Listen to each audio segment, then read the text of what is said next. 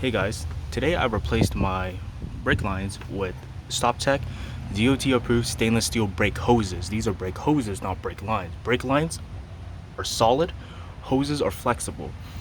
So don't confuse the two, because you put a hard line from here to that hard line, the moment the suspension moves up and down, you break that line. So I installed the fronts yesterday, and these are the rear hoses. You see that? There's so much flexibility, and these are only 10-year-old hoses. I've already bled the system before I put in new brake lines, and I still felt some dead play. But when I replaced only the fronts and bled the system, wow, the brakes felt amazing. Even from light to medium pressure, I could already tell a difference. So I can't imagine how it feels when I install the rear. And if you're asking why did I install the fronts first and the rears last, well, the front is easier to do because jacking up the front is much easier compared to jacking the rear.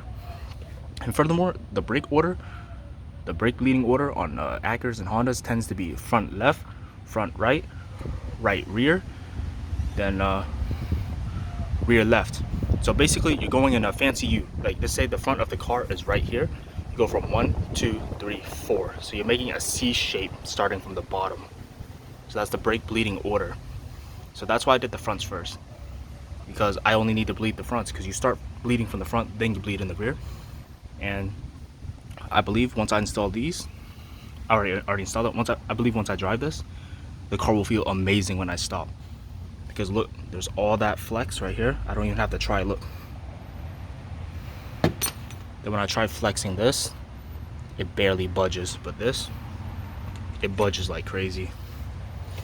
So this is just my short review on stainless steel braided brake lines. But remember, stainless steel braided brake lines don't last as long as OEM rubber. And you have to make sure to constantly inspect these. Make sure there's no fraying, because dang, I'm having a brain fart. But there's a reason why cars don't come with stainless steel brake lines, because there's liability purposes. It's hard to tell when these fail. And if you don't believe me, just look up Savage Geese's fine print video on stainless steel braided brake lines, because when these hoses fail, it's kind of obvious, because the rubber starts breaking open, it splits, you can see leaks come out. But when the hose fails on this, the stainless steel braid, it covers it, so like you can't even see that it's failing. So you have to make sure you inspect these every tire rotation. Just glance at the line, make sure there's no fraying, no separation, no leaks coming from here, no leaks coming from up there. So before you install stainless steel braided brake lines, please do your research and make sure you know what you're getting into, because these are not as safe as OEM. I'm letting you know that.